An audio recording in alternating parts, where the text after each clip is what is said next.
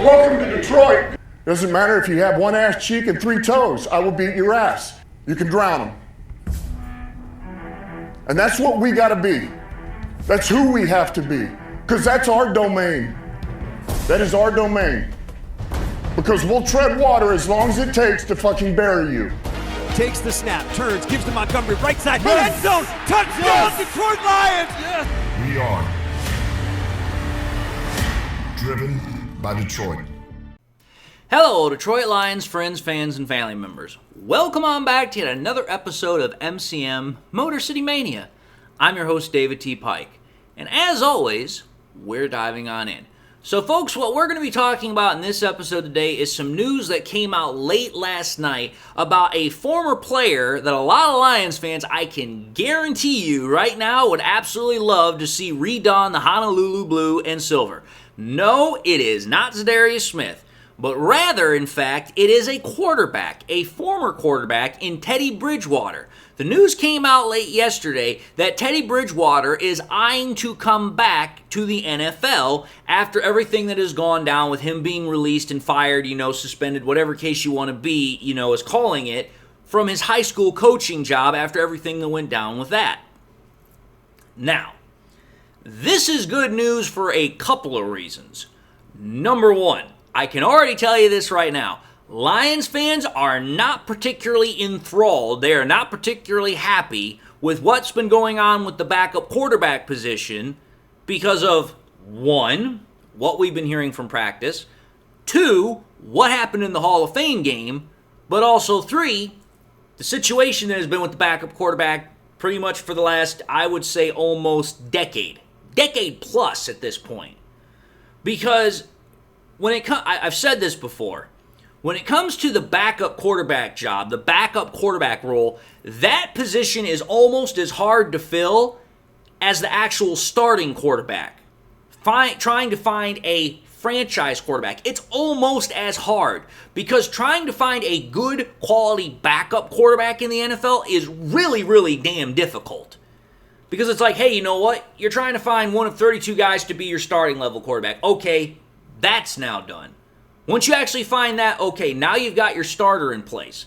But trying to find a guy that is suitable to be able to replace him in case something goes, wrong, that's directly behind him, someone that you trust to actually not only, come in and fill in if necessary, but at the same time can help that starting quarterback on a week-to-week basis to get ready for the opponents in the games that he's going to play, that's very difficult to try and find. It's very difficult to find somebody that you have that kind of level of trust in. It's a different level of trust, it's a different type of trust, but it's still important all the same. And I can tell you this right now. With the fact that Teddy Bridgewater has made the announcement that he wants to come back, I can guarantee you that Lions fans are probably in unison right now. Just like, dude, bring him back. Bring him back. Because, again, I can tell you this right now. Whatever fanfare, whatever hype, whatever excitement that most Lions fans had when Hendon Hooker got drafted back 2 years ago, that's gone. That is almost 100% gone. Because all the things that we have seen out of Hooker in preseason, all the reports that we've read about him from practice and everything else, is just like, listen, this guy is not cutting it. He's not getting it. His progression, his development, it's just not there.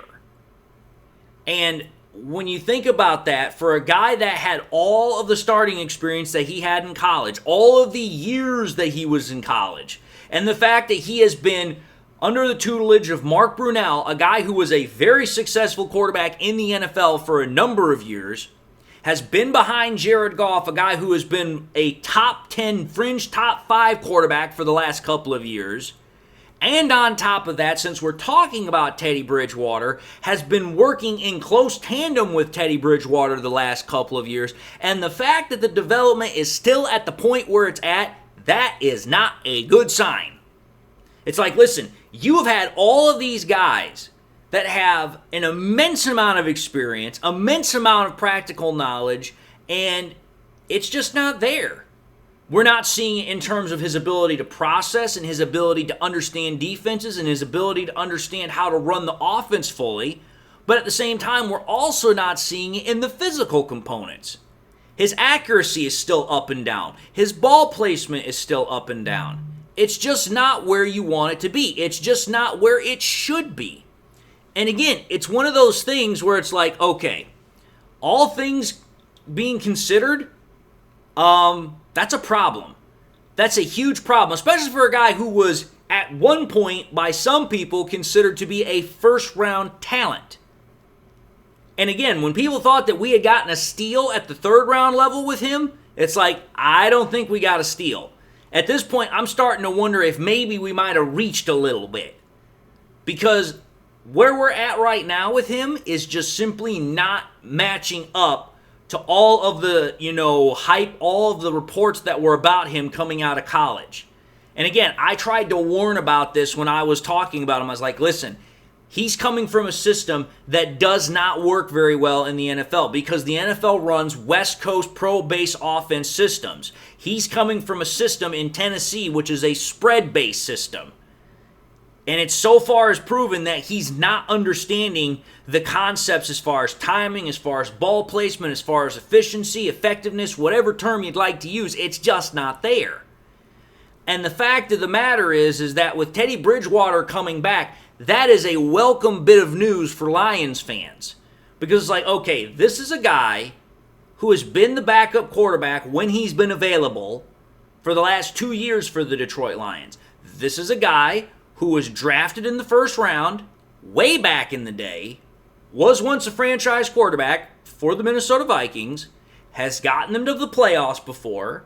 So this is a guy that has tons of experience, tons of starting level experience. This is about as close to a perfect backup quarterback as you could possibly want. Teddy Bridgewater is reliable. He's smart. He's a veteran. He understands the offense. He understands the offensive components. So it's like, okay, here. This would be a perfect situation for the Lions to say, okay, here.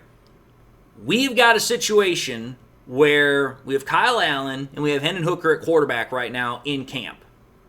No offense to Kyle Allen, but it's like, listen, buddy, if it's between you and Teddy Bridgewater, that's no contest. It's like, listen, thank you for the time that you've been in, putting your work in for the camp and everything else, but sorry. We're trying to shore up our team to be as good as it possibly could be. And for me, Teddy Bridgewater stands as a massive improvement over not only Kyle Allen, but over Hendon Hooker. So to me, from just a fan perspective, it's like, listen, you find out this news about Teddy Bridgewater, if I'm Brad Holmes, the first phone call I'm making this morning, I'm talking to Teddy Bridgewater, or I'm talking to Teddy Bridgewater's agent, and I'm like, listen, we would love to have you come back. Could we possibly work out a deal for like maybe a 1-year deal for $2.5, $3 million, maybe a signing bonus here or there, something to entice you a little bit more, get you back in camp, and then that way it's like, okay, we're off to the races. Because I'm telling you this right now, you bring back Teddy Bridgewater, there's almost going to be no overlap as far as, trying to get him up to speed because like I said, the offense is pretty much the exact same way that it was, last year with Ben Johnson being here. Because Johnny Moe has said not a whole lot is going to change. Maybe verbiage, maybe a couple of concepts, maybe a couple of, different formations. But for a guy like Teddy Bridgewater, he's been in the NFL long enough. That's not going to be something that's going to be that hard for him to understand or figure out how to, move forward with. And then again, on top of that, I also think it's the best thing for Hendon Hooker. Honestly, I do. Because at this point, I don't trust Hendon Hooker. I don't think there's a good majority of Lions fans out there that trust Hendon Hooker on any given basis. I'd be willing to bet money that if you were to walk in to a small crowd or a large crowd of Lions fans, you would be hard-pressed to find a majority of those fans that would think that Hendon Hooker is a good quarterback or would be a good potential backup quarterback. Most Lions fans, from what I've been understanding, are either saying one of two things about Hendon Hooker now. Either that he sucks, which I think is a bit premature and a bit rude, or that the Lions need to move on for him and let him have an opportunity to develop somewhere else. So to me, it's like, okay, here. Obviously, like I've said, the development is not where it needs to be. I don't trust that if Hendon Hooker has to be the number 2 quarterback that we're in a good spot. I do not trust that if something, knock on wood, heaven help us, if something happens to Goff, which I don't believe will happen, if we have to rely on Hendon Hooker, I'm not gonna mince words. I'm not gonna beat around the bush. We be screwed. So for me, it's like, hey, hedge your bets, shore up the offense, bring in a solid number 2 quarterback that everybody on that offense can trust, can respect, and also can make sure that you're getting the best out of every single rep you can from those number 2s. Because you want somebody who can, elevate everybody else's play as the quarterback for the number 2s. And it's like, listen, right now, if it's between Hendon Hooker and Kyle Allen, I got to be honest with you. I'm choosing Kyle Allen.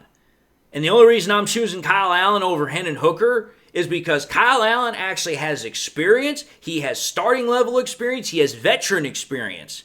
And on top of that, he's got better accuracy and better ball placement than Hendon Hooker. That's the only reason why I would choose Kyle Allen over Hendon Hooker. And that's kind of sad to say that because Hendon Hooker has more athleticism and he's got more upside. Even though, realistically, Hendon Hooker's not that much younger than frickin' Kyle Allen is.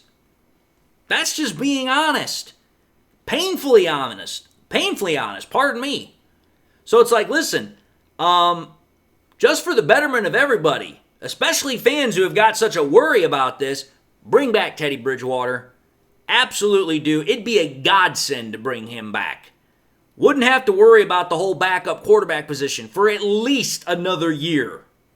And it would give the Lions more time to see what the hell's going on with Hendon Hooker, try and get him further up to speed, or, you know what, it gives them more time to evaluate him and then say, hey, you know what, we're not going anywhere with this, we're not getting anywhere with this, we need to look for another long-term option at backup quarterback. So it winds up being a buffer zone, it winds up being a grace period to try and further figure things out, while at the same time shoring up the position and making sure moving forward, okay, we're in the best possible position if something bad should happen. Which again, knock on wood, hope and pray it doesn't. But anyway, folks, I just had to talk about this because this came out late yesterday and I was like, okay, we have got to talk about this. So there's going to be a lot of talk about the backup quarterbacks today. Both the one that we've had in the past and the ones that we currently have. Just letting you all know. But having said that, I'm going to end this episode and say thank you all for watching at another episode of MCM Motor City Mania. If you like what you saw, by all means, I highly encourage y'all to watch the next episode. But I also encourage y'all, if you enjoyed the content, to please subscribe to the channel. But if you just subscribe now, or if you've subscribed in the past and you've not yet done so, please, by all means, make sure to hit that bell notification icon so you guys never miss any more content that I push out. I hope everybody out there's got something in their life that makes them happy, makes them smile. God bless, my friends. And until the next time we meet, I'll see you all in the next episode.